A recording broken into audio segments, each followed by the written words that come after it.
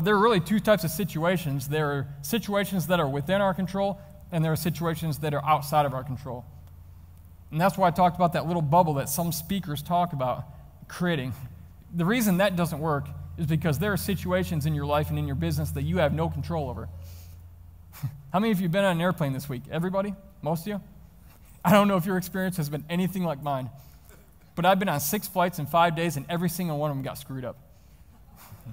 Last Saturday, I was flying to Phoenix, Arizona from Dallas, direct. Everything's fine. I was wearing a backpack, no luggage. I mean, it was an easy trip.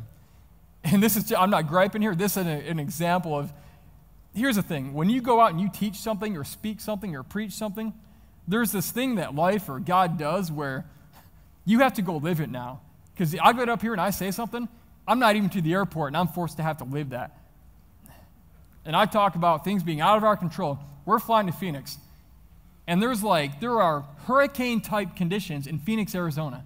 It's like a monsoon. Somebody sent me a video. It looked like a hurricane in a desert. When does that ever happen? Maybe once a year there's a monsoon. My wife used to live out there. Well, we're circling over Phoenix for an hour. And then all of a sudden I noticed the mountain range was moving in the wrong direction. I said, we're going east. And the captain comes over and he says, hey, we got to go land in Albuquerque. We got diverted. They shut down the airport in Phoenix. They evacuated the tower. Nobody's leaving. Nobody's coming in. I was speaking the next morning at 9 a.m. This was at about 7 o'clock.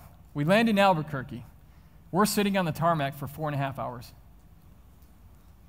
And I'm looking at my watch going, we're either getting up in the air or I'm getting off this plane. As soon as I do, I am booking it. I'm running.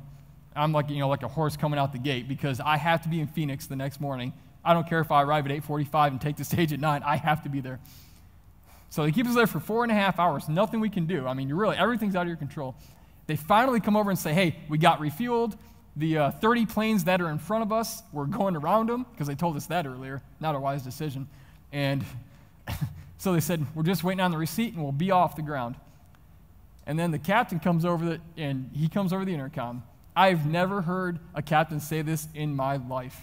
And I'm telling you verbatim exactly what this captain said. This was about his 50th time coming over the intercom trying to say something to keep people not angry. And so he comes over. He says, ladies and gentlemen, this is your captain speaking. If I could swear over this intercom right now, I would. That's what he said. You can ask the guy who was with me. Now, I thought that was really funny.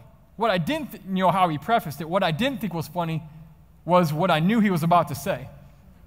He came over and he said, FAA regulates all pilots. We can only be in the cockpit a certain amount of hours before we time out. Guess what just happened? They just timed out. This is 10:30 at night.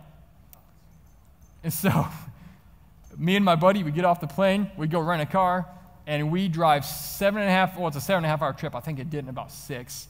There's nothing out there but desert, and I'll admit I was speeding. So, and I've always been told how great Sedona is, how beautiful Sedona, Arizona is. It was all black. I couldn't see anything. So I have no idea how beautiful it is because it was all dark when I got there. But that was a situation completely out of my control. Got there at 4:30 in the morning, got 2 hours of sleep, took the stage at 9, and it went over very well. In fact, I think I did better because I was tired. Because I don't know if you're like this or not, but me, when I'm tired, I talk a lot. And with what I do, that can actually work to my advantage. The guy who booked me to speak, the CEO, he told me afterwards, he said, Brian, I think I know your key to success in speaking. I said, what's that? He said, sleep deprivation.